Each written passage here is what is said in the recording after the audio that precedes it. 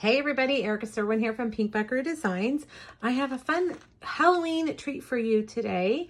You can notice it's kind of different in color. I used Pacific Point. Why did I choose blue for the Halloween treat?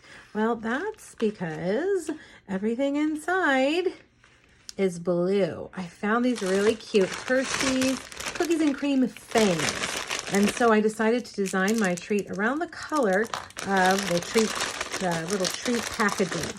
So this treat box holds 3 of these. Now you'll also notice this fun plaid here. I am using the pattern play stamp, this one right here, to make a plaid, which I'm going to show you how to do. And our little vampire is disappearing. And what I realized is that he needs to be disappearing going that way, I think. So when we stamp him this time, we're going to stamp him dark here first, dark to light that way. All right? All right, well, let's get started. The first thing we need to do is make our box. You're going to need a piece of any blue cardstock, really will work. This isn't an exact match, but it's close enough. This piece of cardstock is 5 by 9, and we're going to score the long side at 2.5 and 3, 6.5 and 7, and then turn it and score the short side at 1/2 inch and 4.5. Now don't worry, those measurements are over on my blog. I have a PDF that has 3 Ghoulish goodies, which is the stamp set we're using. Ghoulish goodies, projects, all of them, all the measurements and products are listed on that PDF. It's a free download. You can print it, you can save it, you can do whatever you want. Okay, so I'm going to take my bone folder and I'm just going to burnish all these lines. Now, I'm going to take my scissors, and you need to just look and see which section is bigger, this end or this end. This is the bigger end. So down here, this section right here, we're going to actually cut off the side tab and the square. So take your scissors and go all the way up to the second score line and just cut that piece off, okay? All the way to that second score line and cut it off. And it looks like I kind of went on the outside of that score line. So I'm going to do that again. Doing it right on the score line. There we go. Now down here for these, we're going to snip the lines around the little square tab and then cut those corners off. Okay, so snip, snip, cut the lines off, or cut the corners off.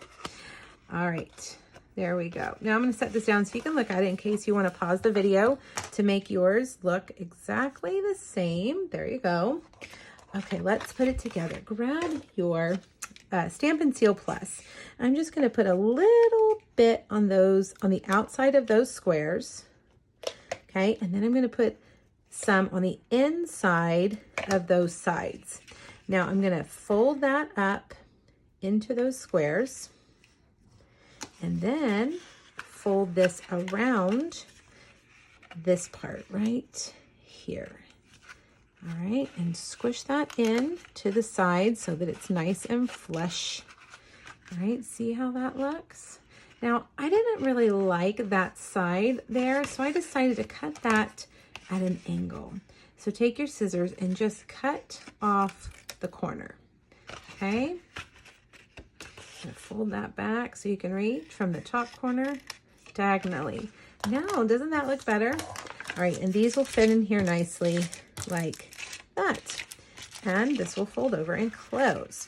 Okay, so now before we do the decorations, the one thing I always forget to do is to put on the twine. We want to put on the twine before we put on those decorations so that it'll be sandwiched between those pieces of paper. So I'm going to take my black and white twine from the Playful Pets ribbon combo pack. And I'm going to tie this closed. All right. And we're going to open it up again in a minute. But for right now, so that I don't forget and adhere the top piece down before I put the twine on, we're going to do that right now. All right, so trim that off. Whoops.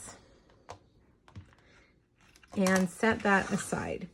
Now we've got 2 pieces of Whisper White cardstock. Again, check my blog for those measurements. The bigger one is gonna go up top and the smaller one is gonna go on the bottom. So let's do the top one first because this one is fun.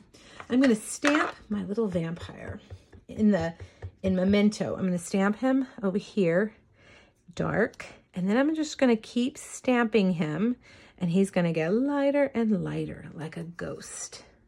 All right, isn't that fun? Then take your sentiment and your pumpkin pie.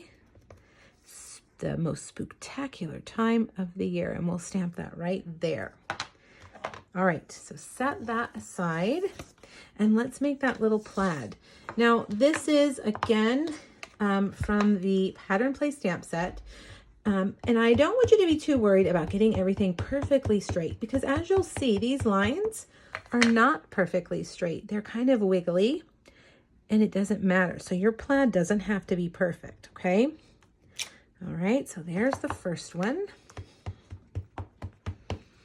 And we'll do another one. And I think we can fit one more right there. There we go. Now turn it and do the same thing going this way.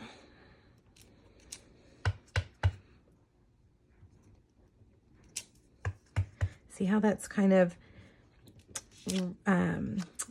rustic. It's kind of just not perfect.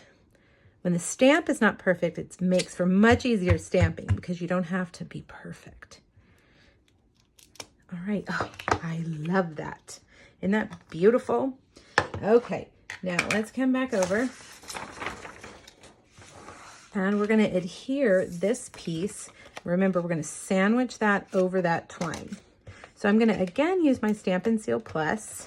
I really do like the Stampin' Seal Plus. And we're going to lay that down like that. Sandwich that on. Now we can untie it. See how that's going to stay there because it's sandwiched? And we will put our little plaid piece. Now this little plaid technique you can do in any color for all occasions. Red for Christmas or Valentine's, or maybe pink for Valentine's, purple for a birthday, any color you want. All right, now the last thing we're gonna do is add some sequins, of course. And these, ironically, are called the Christmas sequins, the Christmas rhinestones, but we're using them for Halloween. Put a couple right there, and there you have it. Let's tie this one back up and put them next to each other. How fun are these? This is a great little treat holder. I've never seen these candies before. I think they're new. And if you found some other candies that are in similar size, I think you could make the same holder in different colors to match the candy. All right, you guys, please hop over to my blog and grab that PDF so that you have it. It has all the measurements and products that you'll need. And let me know if you have any questions. Thanks, everybody. Have a great Halloween. Bye-bye.